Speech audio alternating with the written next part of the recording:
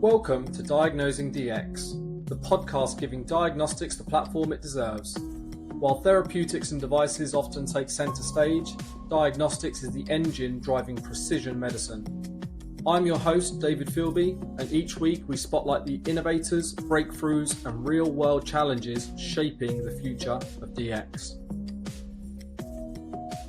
In this episode of Diagnosing DX, I sit down with Jenna Anderson, CEO of KiHealth, the company behind a breakthrough test that can detect type 1 diabetes years before symptoms appear.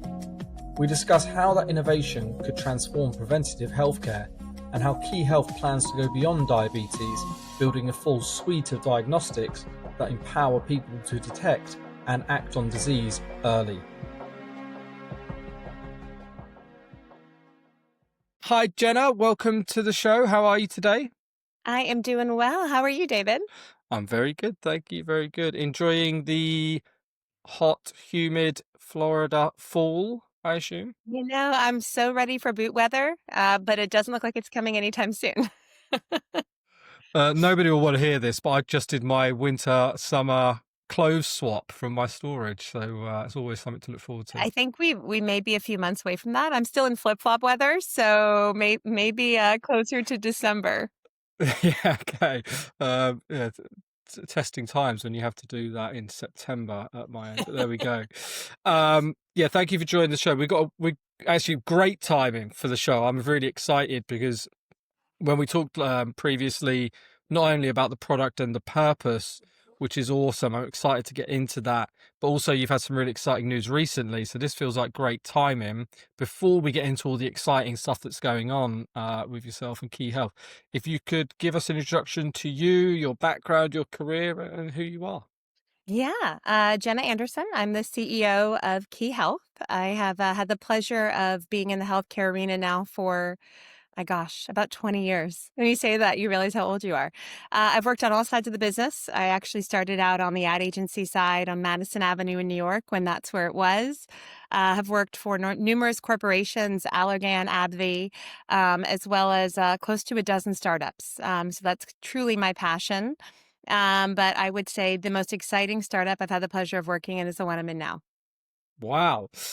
So you're coming from a strong commercial background. Give us a little bit more on that in terms of the advertising space and what you did within that realm.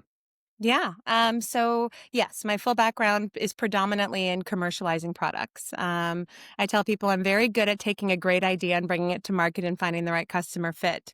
But, I had the pleasure of working for major organizations, Ogilvy and Mather and Rapp Collins. And really when products were just coming to fruition online, I laugh, but, I graduated after social media. I'm the post to Facebook era. So I had the opportunity to really begin to showcase and innovate how products could be brought to a consumer in an online arena, building websites, introducing them through social media. I was at the ground floor of one of to date, the largest social network created for doctors called Sermo. We built that from 0 to 250,000 physicians in just under 3 years. So really sunk my teeth in and figured out how do introduce a product that's meeting a healthcare need to a consumer that is easy to understand and is, compliant from a regulatory perspective. Wow. And did you know you always wanted to do advertising within the healthcare arena? Was that intentional or something you sort of fell into and then grew into? Completely by accident. I laugh. I am one of the only people working in healthcare who didn't take a single legitimate science course in college. So it was really by accident. I knew I wanted to be in communications and marketing, and I loved that arena. And actually thought I would be more on the CPG side. But in my first job, I had the opportunity to work on healthcare products, and the complexity of it was fascinating.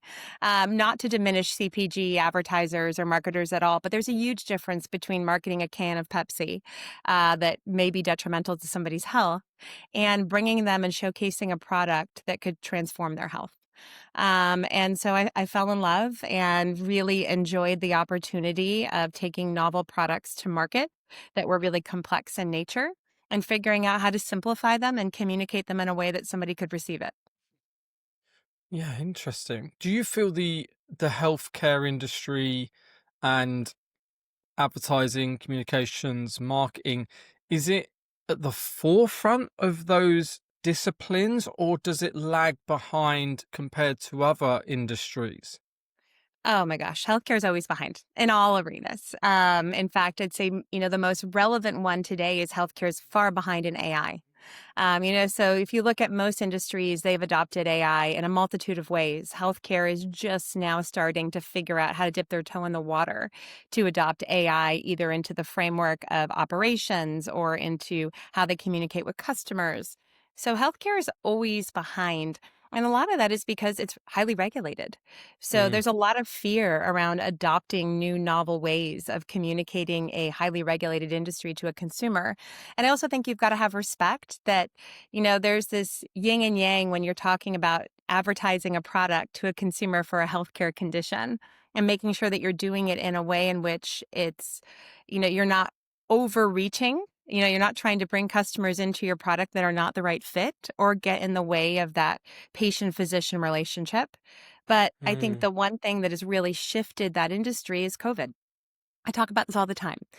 Prior to COVID, you had a generation of consumers and patients that walked into a doctor's office and just gave up all control to the doctor. They assumed the doctor was always correct. They assumed that the healthcare system was always accurate. And they kind of sat in the passenger seat when it came to their health.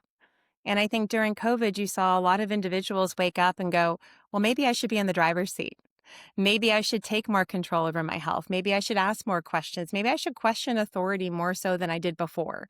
And I want to know the answers. I want to generally understand if I'm truly healthy because I'm seeing people die of a disease or a condition when I thought they were relatively healthy. And mm, so, the shift post COVID is pretty dramatic in consumers deciding that they want to be, in a lot of ways, their own healthcare advocate. They want to adopt diagnostics at home. They want to understand if they're generally healthy. And there's good and bad to that. There's good that people are waking up and potentially becoming healthier. The downside is there's a lot of charlatans online that are capitalizing on that and mm. potentially spreading misinformation.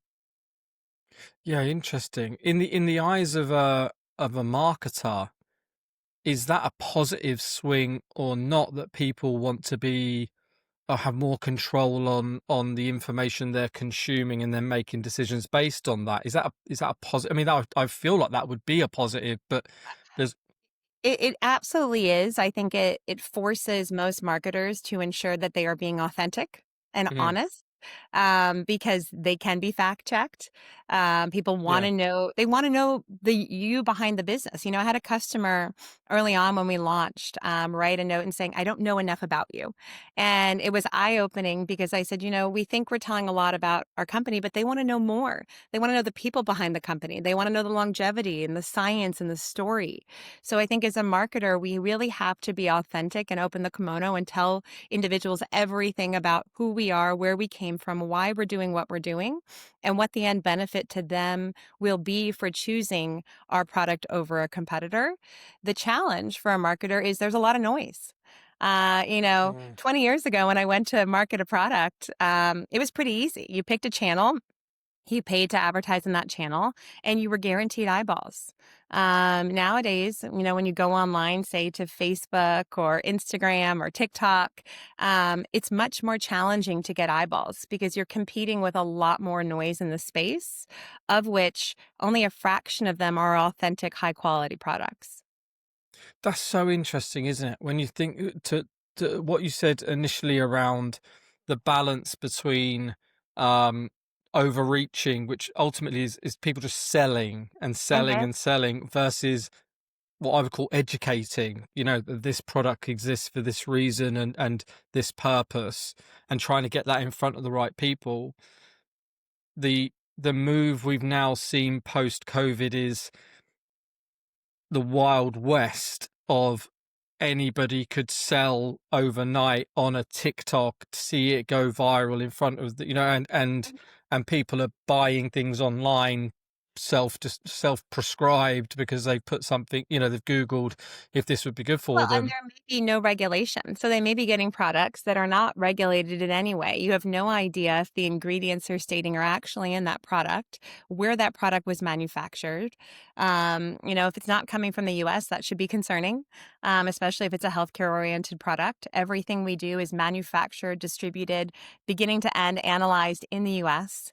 And I think there's a lot of challenges out there when you talk to customers or companies that overreach. I'll use an example. Diagnostic testing is amazing. We should all be getting regular testing of any type, from general cholesterol to blood pressure to many of the tests that we offer, but on a cadence that makes sense for you based upon your health. Sure. Some people that's once a year, others that might be once a quarter. There is nobody that needs to get their blood tested every month. Right. So you see these tests coming out on these SaaS-based models, it's in a monthly diagnostic. That's an overreach because you're selling a customer on something they don't need and simply charging them a fee for it. So I think that the lack of oversight or regulation and the lack of understanding, we're in this really weird bubble where you have customers and consumers that are becoming more educated on their health, which is fantastic. But are they Mm, doing it at the same speed of the products that are coming into the market to make sure they know what they do and do not need? And there is a lack of clinician oversight in many cases. I mean, we're at a place now where in the US, less than 50% of the US population is seeing a primary care provider. So yeah. the only place they're getting their information in many cases is either urgent care, a family member or friend, or the internet. Mm. So interesting that this. I wonder how it's going to evolve from here.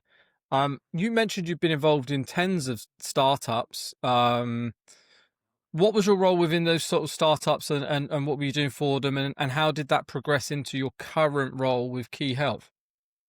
So most of them, I was playing the commercial role. So chief operating officer, chief marketing officer, coming in and really helping them reframe their approach to go to market, or reframe how they were positioning the product. Sometimes you have really great products. It's just not targeting the right customer. And I'll give an example. I worked on the first revolutionary bladder leak protection product. If you can imagine it, there was really no innovation in fem care, since the tampon. So, which is a whole nother topic. But what happened was they came into market and they were only going after a very small subset of the market, which was women over 65 that were having bladder leaks. The problem with that is, in many cases, those women were comfortable with the current standard of care, which was a pad.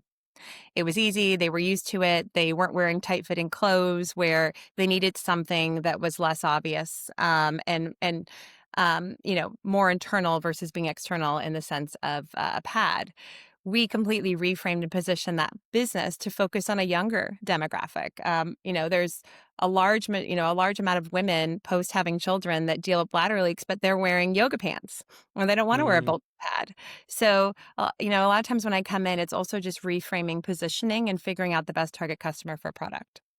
yeah, interesting. And so, how did the role with KiHealth come around? It was sort of, some things just happen when they're supposed to. So I was just wrapping up a role at another company. I laugh. I actually got this job offer within 24 hours of that one ending. But I shifted my career about 8 to 10 years ago to really focus on wellness and prevention. My mother was diagnosed with Alzheimer's at a very young age, frontal lobe dementia. And what I realized pretty quickly was that the traditional healthcare system was not equipped to identify or manage her disease. And it tipped me in a different direction to really become fascinated with, well, what else is there outside of traditional healthcare? Are there wellness? Are there cash pay products? Are there more integrative and functional medicine related products that would fit her needs better and maybe a lot of other individuals in a similar position? So the previous company I worked at was focused on general wellness. This opportunity came about. There was a board. Our current board had acquired some IP at a Yale University, and they were looking for someone to come in and take the concept on paper and make it into a product. In full transparency, at the time, I thought the product was much further along than it was. It truly was a piece of paper and a published study. So it was a little bit more green than I anticipated. But what, got me interested was the linkage between metabolic dysregulation and Alzheimer's. You may have heard of type 3 diabetes. It's becoming something that people are really talking about because they're trying to understand the foundational causes of Alzheimer's so that they can identify it earlier. And metabolic dysregulation is a key factor in that understanding the causality of Alzheimer's. This technology, which came out of Yale University, could identify the earliest signs of metabolic dysregulation, essentially a key part to understanding and potentially coming up with a novel diagnostic for Alzheimer's. That said, we had to start with what we knew, which was that we knew that this technology could measure the rate at which beta cells were dying, so beta cell apoptosis, which could identify type 1 and prediabetes years before the standard of care in published papers. But the technology is complex. It's molecular diagnostics, it's droplet digital PCR. This is a multi-step approach.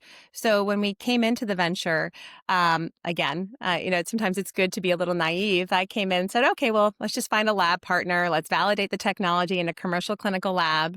Realized pretty quickly there was only one lab in the country that even had the equipment to validate the technology. So we went from assuming we would partner to deciding we were going to build a lab from the ground up. Mm. Again, I was pretty naive in that. I was like, how hard can it be to build a lab? It's pretty hard. So we set out, we actually found some space. We hired a team. We were able to actually have a lab up and running in under 6 months, which is pretty impressive. And in less than a year, we were a CLIA COLA certified lab. It did take us a little over 18 months to validate version 1 of our technology, because what we had to do was really two things. One, what's done in an academic setting is very rarely transferable to a commercial setting, because they're not worried about scalability. Understandably, you're just, understanding if you can identify targets. You're not worried about having to process thousands of samples. Mm. So the Yale technology was never going to be scalable in a commercial setting. The other challenge was technology's evolved. So what Yale had originally used to determine and identify these targets, we've come a long way since then.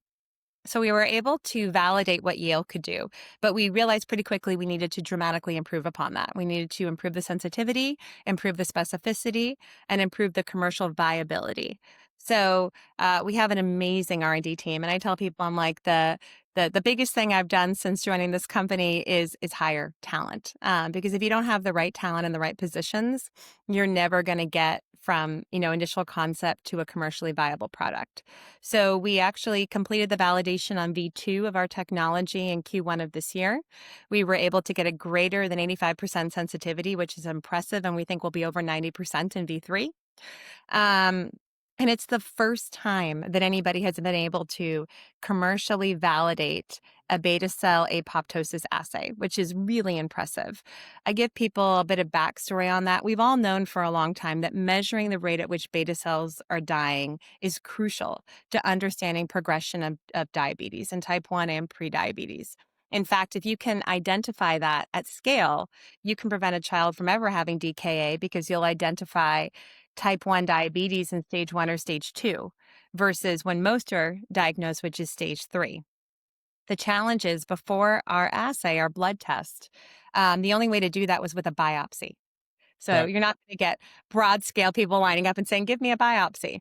Um, so this is a huge move and shift in understanding progression of disease. And that's impactful not only for screening, because ideally you want to identify this disease before it's doing damage, because at the time of diagnosis, even in type 2, in many cases, 60% of your beta cells are gone. You're never going to get them back.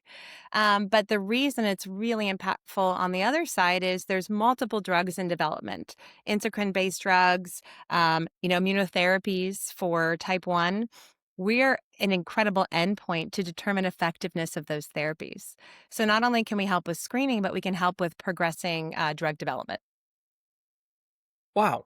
So, okay. That's a mouthful, I know. No, that was incredible. So I feel like I'm learning so much already. Diabetes, like we're talking about, something incredibly common and has been around a long time. People have known about it. People have been diagnosed with it. People have been managing it. Why hasn't there been more progression in diagnosing early stage onset of these things. Why are we now at this? Why are KiHealth now having to bring this to market? It feels so. If you told the person walking on the street, this is. Most people go, well, that doesn't already exist. We can't detect these things early already, right? You're spot on, David. So right now, the standard of care in type 1 is autoantibodies. And autoantibodies is relatively new. And what the autoantibodies tell you is propensity for disease development. So they don't say you have type 1. They say you have the propensity and you're showcasing symptoms or signs that you will develop type 1. And type 2, they use C-peptide and HbA1c. The challenge with those are it's essentially you're looking or measuring the damage. You're not necessarily identifying it before the damage is done. So people have known for a very long time that beta cell apoptosis happens first. And in fact, in the 2010 to 2012 timeframe, there were multiple universities around the globe that were going after this biomarker. Dr. Dorr out of the Hebrew University, Dr. Harold out of Yale University. There were, clinicians in Switzerland that were pursuing it. And essentially, they couldn't get it to work. It's very hard to identify and measure that signal. And they tried, and all of them failed. And so at the time, and this was, over 10 years ago, they just decided it wasn't possible. Well, technology has changed. It's evolved. The equipment we have to measure it has dramatically changed. And so we were able to go in, and I give a lot of credit by we, I mean, really my science team was able to go in and determine how to measure that, looking at different primer and probe sequences and using different technology to be able to measure that with a high sensitivity and specificity, what for well over a decade most scientists and clinicians thought was not possible. So this is true innovation in the space, which is why, we were recognized at the annual ADA meeting as, the winner of the Innovation Award for our technology. And we've come a long way in understanding that. If you look at, I use this as a comparator, if you look at the patent that we licensed out of Yale, which was developed in 2012, that could measure it, but not with high repeatability and high sensitivity, we changed 80% of that process in the IP we filed. So pretty dramatic shifts. That was a fantastic foundation. And without Mm. Dr. Harold's and Dr. Doerr's work, we wouldn't be where we are today. But we've made a lot of shifts and improvement in the work that they did. And is that, as you mentioned, because of the advancement of technology that you can use to make everything better? Is that what's driving the V1 to V2 to V3 improvements? 100%. So what we're looking at is in V1, you want to prove you can do what's been done. In V2, we dramatically improved the process to make it scalable, commercially viable, repeatable, and increase sensitivity and specificity. In V3 and V4, we're doing some pretty exciting things. So in V3, we're automating a lot more of the process. So think liquid handlers, things along those lines. So you remove human error wherever you Yeah. can, and it improves scalability. The other thing we're doing is we're actually adding additional endpoints. So that allows us to improve our sensitivity and specificity, that we're actually measuring beta cells and not something else, from a simple way of looking at it. Wow. In V4, we're actually adding another endpoint, a pretty impactful endpoint we can't release yet, that again will allow us to improve our sensitivity and specificity. So each version release, we're just making our technology and our ability to measure more sensitive and more specific, so that we can identify earlier from a disease perspective. What Mm. most people don't realize is if you look at Grail as an example, you've probably heard of the Grail test. It's gotten a lot of publicity. It's amazing that we have a blood test that can identify certain cancers. In fact, what many probably don't realize is the Grail technology actually came out of the Hebrew University, and Dr. Dorr, who worked on our technology as well, worked on the Grail technology. What most don't realize is the Grail technology does not have a high degree of sensitivity and specificity in stage 1 and stage 2. So if you're looking for early identification of disease, the Grail test in most cases does not meet the end goal. What we're trying to do is increase the ability to detect earlier, at a high sensitivity and specificity, but kind of look at it through the same lens. Mm. In reality, then, when the product is live. And you mentioned a little while ago children, right?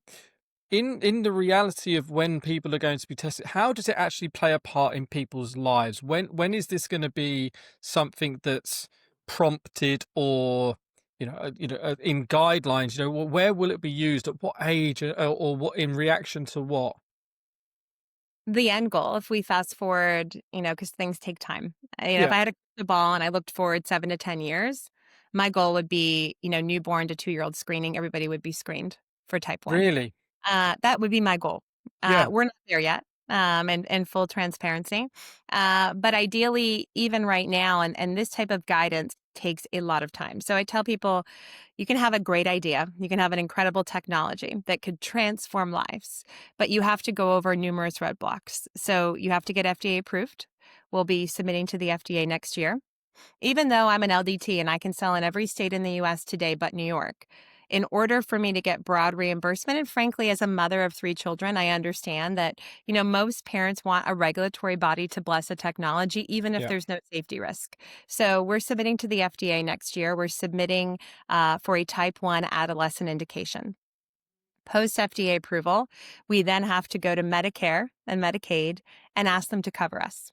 And what most are not aware is there's really not broad coverage today amongst private insurers for any type of testing that's preventative in nature.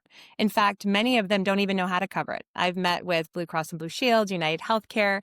They love what we're doing, but David, they look at me and go, well, where does it fit? We either Mm, cover tests that tell you you're sick or tests that tell you you need to take a certain drug, so a companion diagnostic. There's no category for tests that tell you how not to be sick or tests that tell you your propensity of becoming sick. mm. So it's really a process.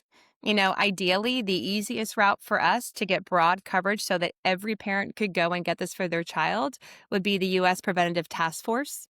That's what Cologuard did, or Exact Sciences for Cologuard, Yeah. which mandates insurance companies to cover that test. But as a parent, I would want every one of my children at their annual physical to be screened for type 1. At the very least every 3 to 5 years, but potentially annually if I had another child that had type 1 and there was an increased risk. There are screening programs today. TrialNet has an amazing screening program. There have been studies like Teddy and Daisy that have done broad screening, but most parents don't even know they have it as an option.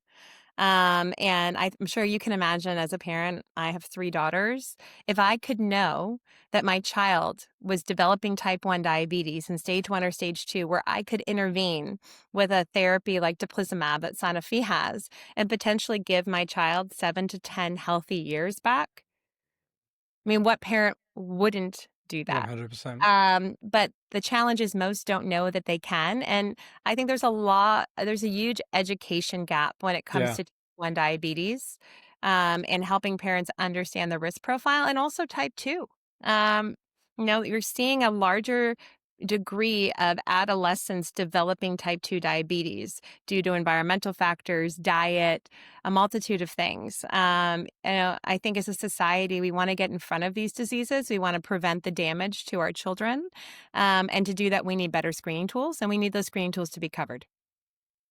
Wow. It reminds me of the where Gene DX are, right, with the infant rare disease tests, and them trying to bring that into the standard of care and get that into more guidelines, and hopefully at a state level be able to sort of, be the standard of care. And I think we'll actually see a state become the first to sort of do that soon, and then the rest will follow. But well, like you say, as a parent, what the products do, you'd be signing up for that straight away, wouldn't you? You'd just be like, yes, obviously, I'd love to know that.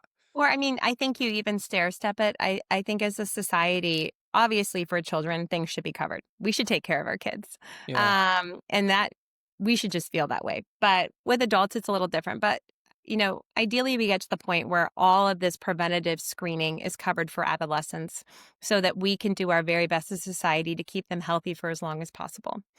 As a secondary option, parents should know that they can decide to pay for it. Again, I think you then have a have and a have nots equation when it comes to children, which just should not exist. But at the very least, you should have the option and then Yeah. subsidize programs for those that cannot afford it. Yeah. The challenge is even getting that to that point, is getting pediatricians comfortable. And as you know, a CEO of a diagnostics company, it's frustrating at times because there is no safety risk when you think about it. Yeah. The biggest safety risk that we have is bruising Yeah. at the site of where the blood draw happens. There's no downside to knowing what your risk profile is, but it takes a long time to become guidance and to get, I think physicians comfortable with diagnostic testing that is outside of sort of the general realm. Yeah. Interesting. They say the road to reimbursement is an average of 7 years from analytical development, which is just a crazy amount of time. Um, you mentioned you've built the lab and your LDT is now validated and live in 49 states. Um, Give me a bit of insight to where the company is then, with how long's that been live, and where are you guys now? Yeah, so it's a big push, and I think we've taken a very different route than most technologies, and so I kind of start with that. When you see tests that are developed, they usually take a very traditional approach. They develop that technology in the lab, they go for an IVD, they submit to the FDA, they seek for approval, and they may never have a product in the hands of a paying customer from ideation to that happening for 5 to 7 years because they're Mm, going traditional route. They want FDA approval. They then want it to be distributed through a doctor's office, or maybe through like a Quest or a LabCorp. We decided to go different route. So in the sense of we are pursuing that route, but in parallel, we felt very strongly that if you have a really incredible technology that can be transformative to individuals, they shouldn't have to wait.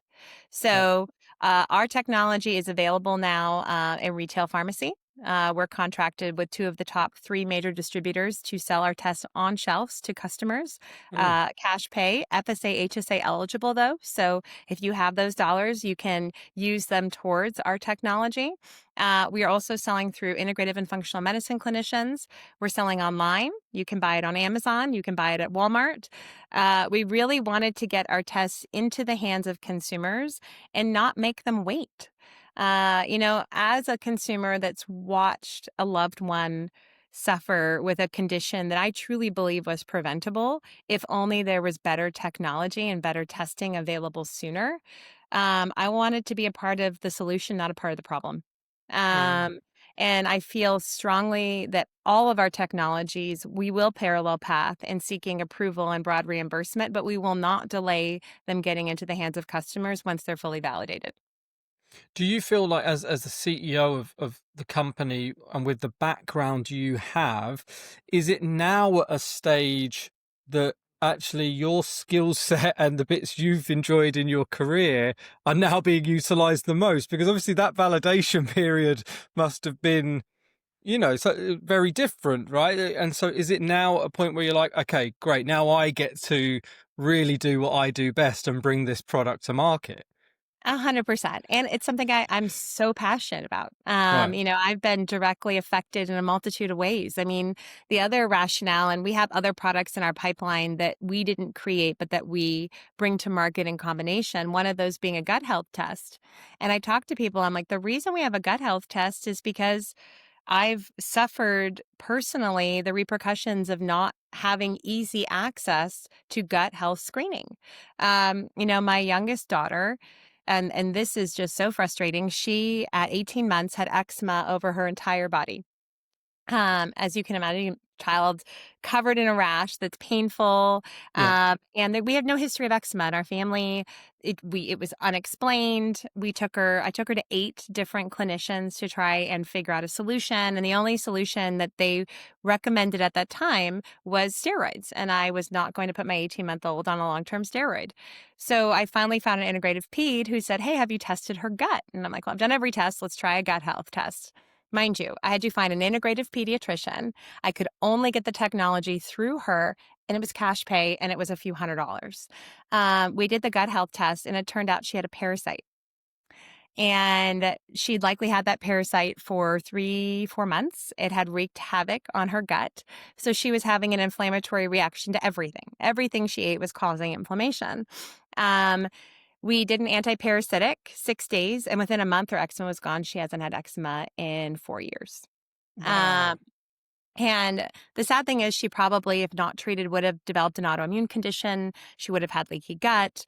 There would have been a cascade of problems that would have followed because that parasite was not diagnosed. And it was eye-opening to me that as a healthcare advocate, as someone who's educated, who's worked in healthcare for almost 20 years, I couldn't get my daughter what she needed.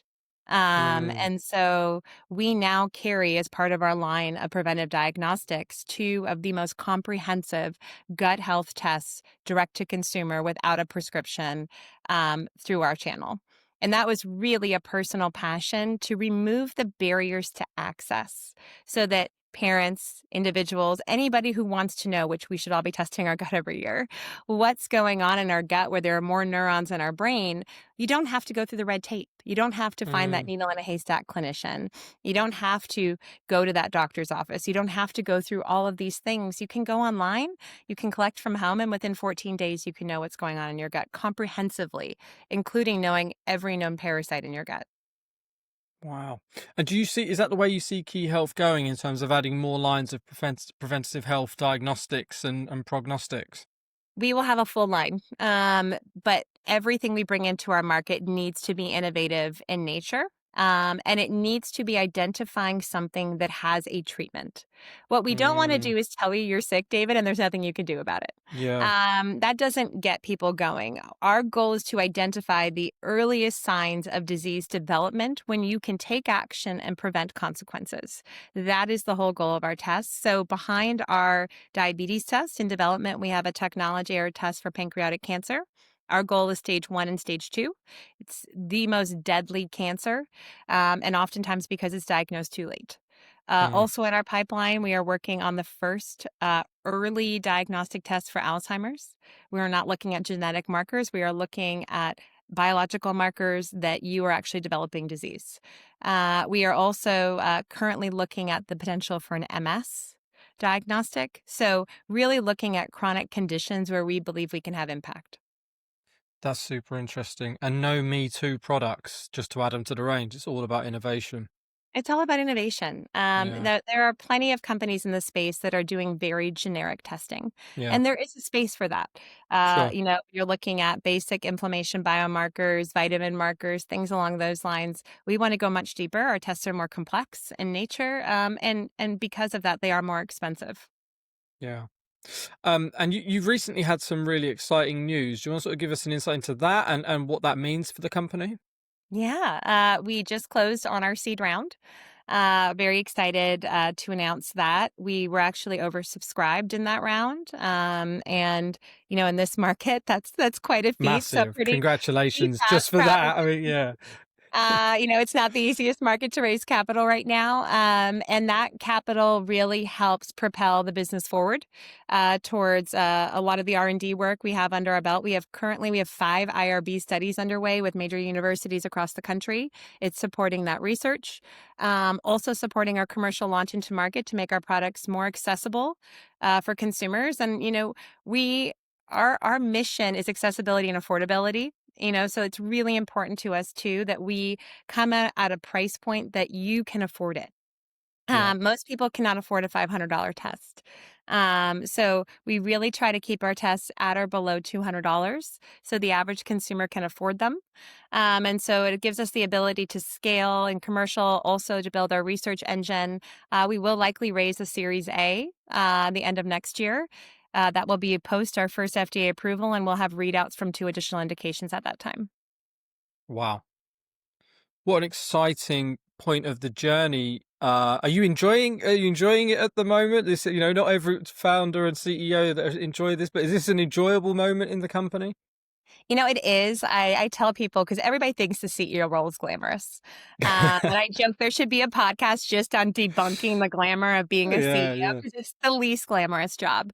They're like, oh, well, you're in charge. I'm like, not really. I answer to shareholders and board members as Sure, I yeah. should. And I answer to consumers and clinicians. At the end of the day, as a CEO, the buck stops with you.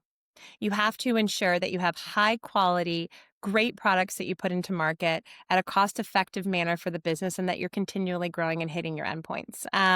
This is exciting because we do have capital, which is fantastic. So it allows us to continue on our mission. And we're developing great products. We have an incredible science team that goes to work every day. And their goal is, I tell people, how do you cure disease? You prevent it in the first place.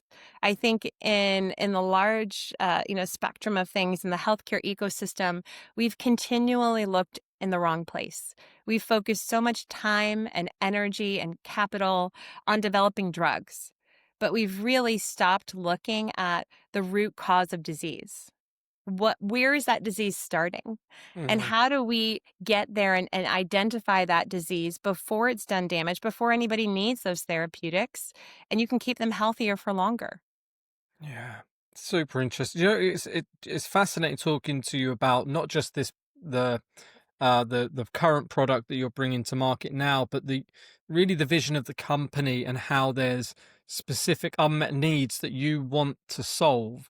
I've heard this twice in the last week from people I would say are at the pinnacle of the diagnostics industry, and both repeated the same sentiment of how diagnostics companies get it all backwards and focus on, oh, we've had a bit of a scientific breakthrough. It's some really cool data. This could be really exciting.